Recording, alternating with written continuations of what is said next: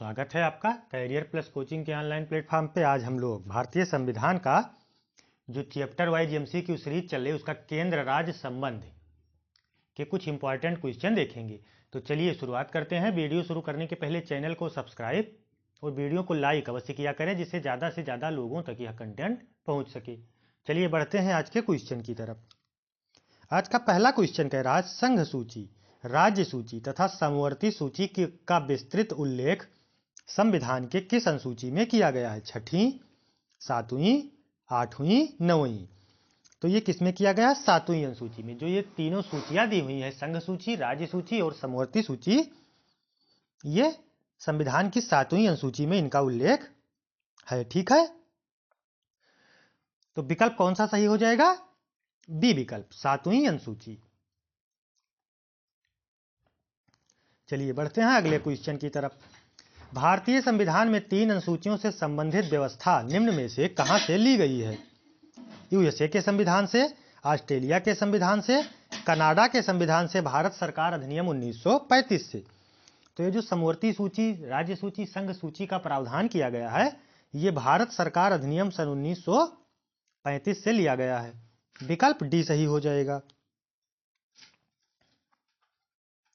सरकारिया आयोग की सिफारिशों का संबंध है, मतलब सरकारिया आयोग किससे संबंधित है? राजस्व वितरण से, भारत के राष्ट्रपति के शक्तियों एवं कार्यों से, संसद की सदस्यता से, केंद्र और राज्य के बीच संबंधों से। तो सरकारिया आयोग का संबंध केंद्र राज्य संबंध से है, यानी केंद्र राज्य के बीच संबंध से। ठीक है, 1983 में सरकारिया आयोग का गठन किया गया था और 1987 में इसने अपनी रिपोर्ट सौंपी थी। लगभग 1600 पेजों की रिपोर्ट इसने सौंपी थी। ठीक है, सरकारिया आयोग के अध्यक्ष से आपके क्वेश्चन पूछता है कि सरकारिया आयोग के अध्यक्ष कौन थे? तो सरकारिया आयोग के अध्यक्ष कौन थे? न्यायमूर्ति आर.एस. सरकारिया। ठीक है, इन्हीं के नाम पर इसको सरकारिया आयोग कहते हैं। सरकारिया आयोग के अध्यक्ष न्यायमूर्ति आर.एस. सरकारिया तथा इसके दो और सदस्य भी थे, बी शिवराम एवं एस.आर. सेन। आपसे यह क्वेश्चन पूछा गया है कि सरकारिया आयोग के अध्यक्ष कौन थे? तो आर.एस. सरकारिया तथा इसमें दो अन्य सदस्य भी थे, बी शिवराम एवं एस.आर. सेन। बढ़ते हैं अगले क्वेश्चन की तरफ। केंद्र राज्य संबंध पर 1971 में राज्य मन्नार समिति किस राज्य के द्वारा गठित की गई थी?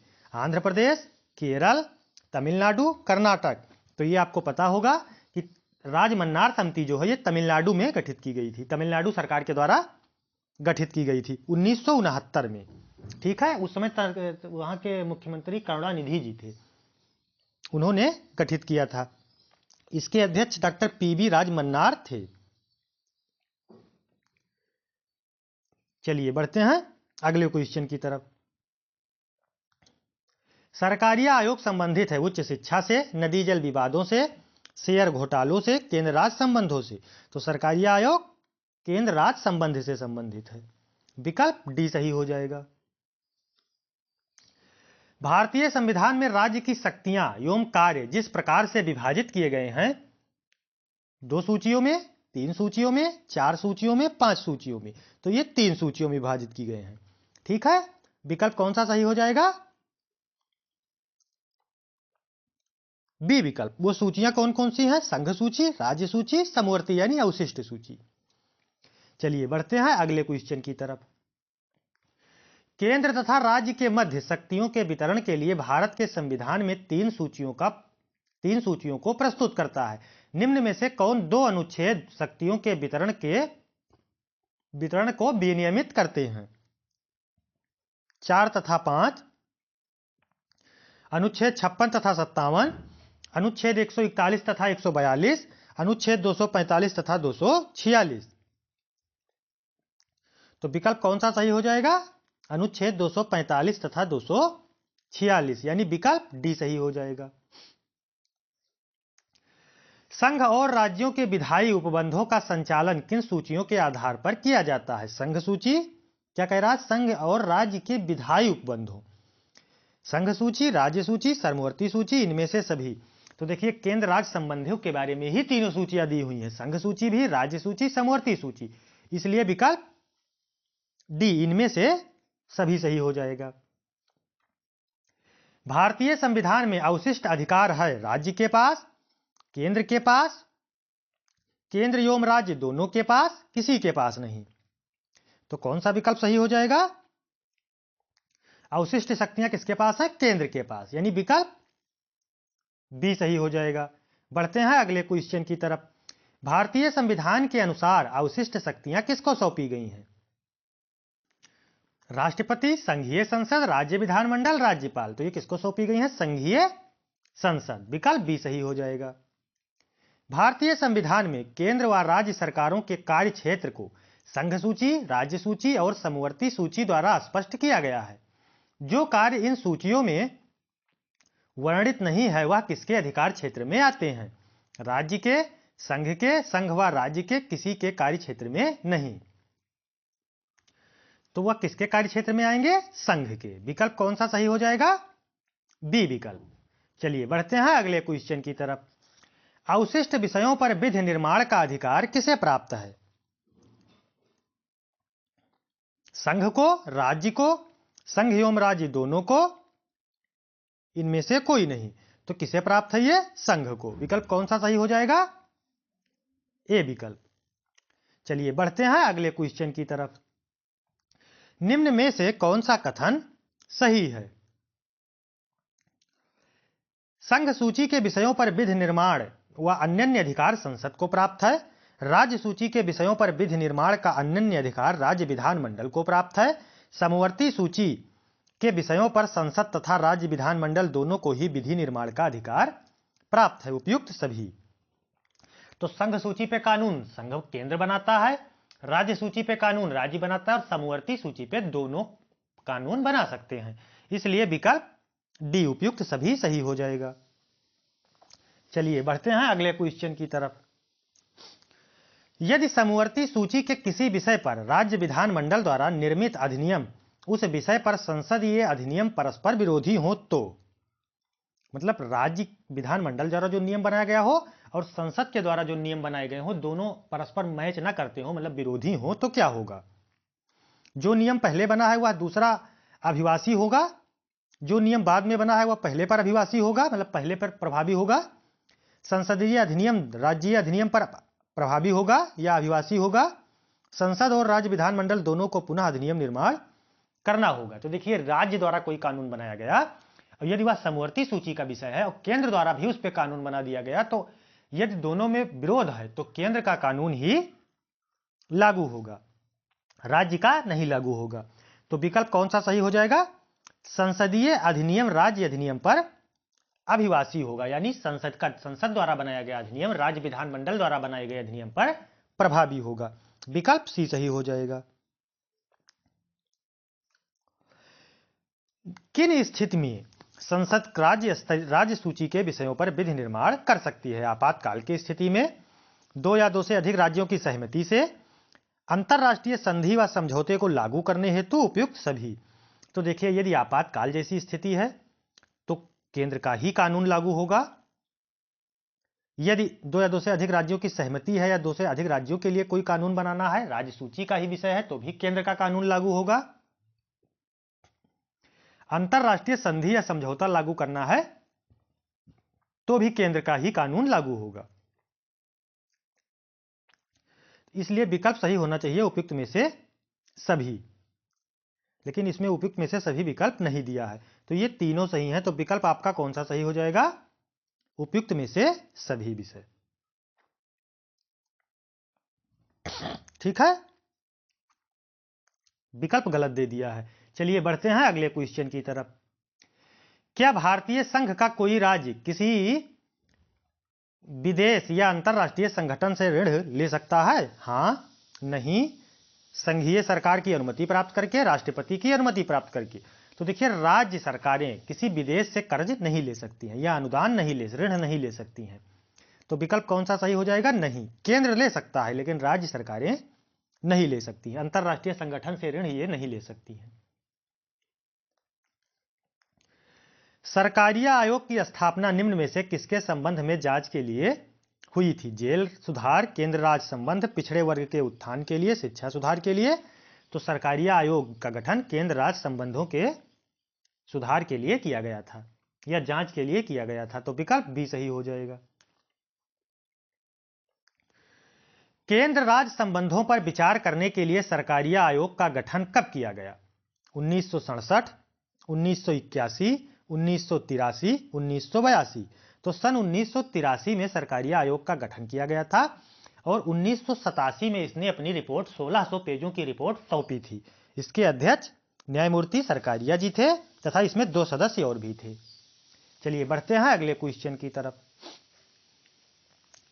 भारतीय संविधान में इसके 2 सदस्यों का नाम आप लोग जरूर याद रखिएगा, बी शिवराम एवं यसार सेन, क्योंकि अध्यक्ष तो सबको पता है, ठीक है, न्यायमूर्ति यसार सरकारिया थे, लेकिन 2 अन्य सदस्यों के बारे में क्वेश्चन पूछा गया है।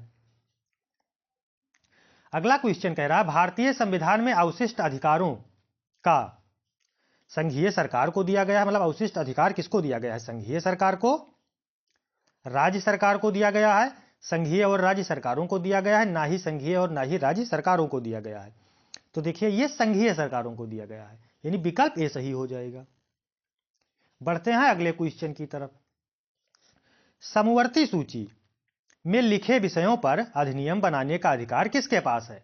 राज्य और संघ, केवल संघ, केवल राज्य, राज्य और संघ क्षेत्र। तो देखिए समवर्ती सूची में राज्य भी कानून बना सकता है और केंद्र भी, इसलिए विकल्प ये सही हो जाएगा। राज्य और संघ दोनों के पास इस पे कानून बनाने का अधिकार प्राप्त है। निम्न में से किसके अंतर्गत आने वाले विषयों पर नियमन बना सकने का संसद को एकमात्र अधिकार है? संघ सूची, समवर्ती सूची, राज्य सूची। तो संसद किस पे कानून बना सकती है? संघ सूची पर, यानी संघीय सूची। विकल्प कौन सा सही हो जाएगा? ए विकल्प। उन विशिष्ट मामलों पर जिनका केंद्रीय राज्य समवर्ती सूचियों में उल्लेख न हो, कौन विधि बना निर्माण कर सकता है उस पे? ठीक है, अन्य रूप से केवल राज्य विधानमंडल, केवल संसद, राज्य विधानमंडल के सहमति होने पर संसद, सर्वोच्च न्यायालय द्वारा न्याय निर्णय के अनुसार संसद अथवा राज्य विधानमंडल। तो कौन सा विकल्प सही हो जाएगा? केवल संसद, विकल्प बी।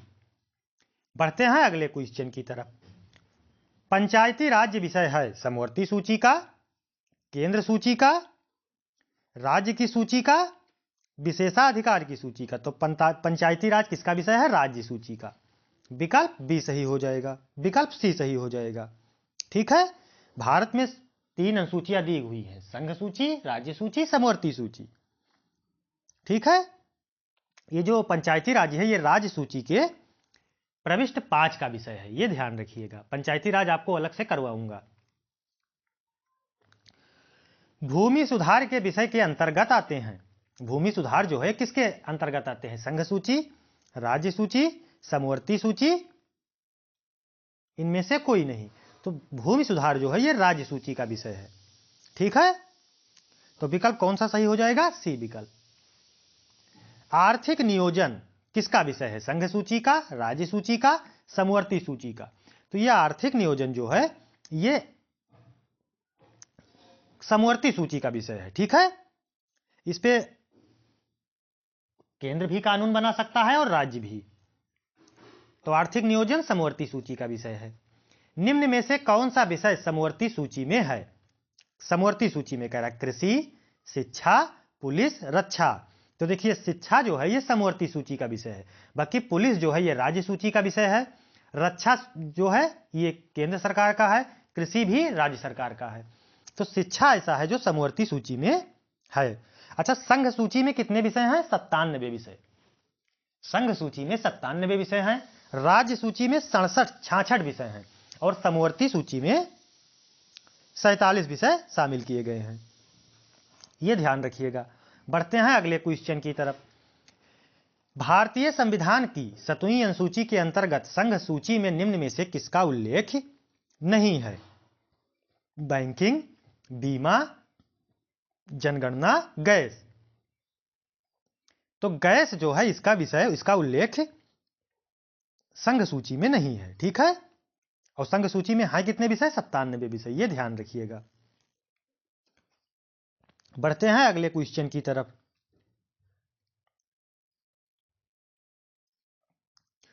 भारतीय संविधान की 7वीं अनुसूची के अंतर्गत राज्य सूची में निम्न में से किसका उल्लेख नहीं है? शिक्षा, विद्युत, रेलवे पुलिस, वन। तो देखिए विद्युत, रेलवे पुलिस और शिक्षा समवर्ती सूची में है तो राज्य सूची में भी आएगा, लेकिन वन जो है ये भी समवर्ती सूची का विषय हो जाता है। लेकिन रेलवे पुलिस जो है ये केंद्र सरकार की योजना है, ठीक है, ये संघ सूची का विषय है। तो विकल्प कौन सा सही हो जाएगा? सी विकल्प, रेलवे पुलिस। निम्न में से कौन सा विषय संघ सूची के अंतर्गत संविष्ट है? पुलिस, जनगणना, लोक स्वास्थ्य एवं सफाई का प्रबंध, भू आगम। तो संघ सूची के बारे में आपसे पूछ रहा है तो संघ सूची का जनगणना जो है ये केंद्र सरकार का विषय है, यानी संघ सूची का। विकल्प कौन सा सही हो जाएगा? बी विकल्प, जनगणना। निम्न सूचियों में से किसके अंतर्गत शिक्षा आती है? शिक्षा केंद्र सूची का विषय है, राज्य सूची का विषय है, समवर्ती सूची का विषय है, स्थानीय सूची का विषय है। तो ये समवर्ती सूची का, शिक्षा जो है ये समवर्ती सूची का विषय है। विकल्प सी सही हो जाएगा। निम्न में से कौन राज्य सूची में शामिल नहीं है? कृषि, जेल, सिंचाई, सुरक्षा। तो देखिए सुरक्षा जो है ये राज्य सूची का विषय नहीं है, ये केंद्र सरकार यानी संघ सूची का विषय है। संघ सूची में कितने विषय हैं? 97। राज्य सूची में कितने विषय हैं? 66। ये ध्यान रखिएगा। सामाजिक सुरक्षा एवं सामाजिक बीमा विषय है समवर्ती सूची का, अवशिष्ट सूची का, राज्य सूची का, संघ सूची का। तो ये जो सामाजिक बीमा है ये किस विषय का है? ये समवर्ती सूची का विषय है, ठीक है। तो विकल्प कौन सा सही हो जाएगा आपका? ये विकल्प समवर्ती सूची, ठीक है। आज के लिए इतने ही 32 क्वेश्चन थे, बाकी इसका पार्ट 2 कल मिलेगा। आप लोग चैनल को सब्सक्राइब और वीडियो को लाइक अवश्य किया करें और कमेंट में जरूर बताएं कि क्लासेज आपको कैसी लग रही हैं। धन्यवाद, मिलते हैं नेक्स्ट सेशन में।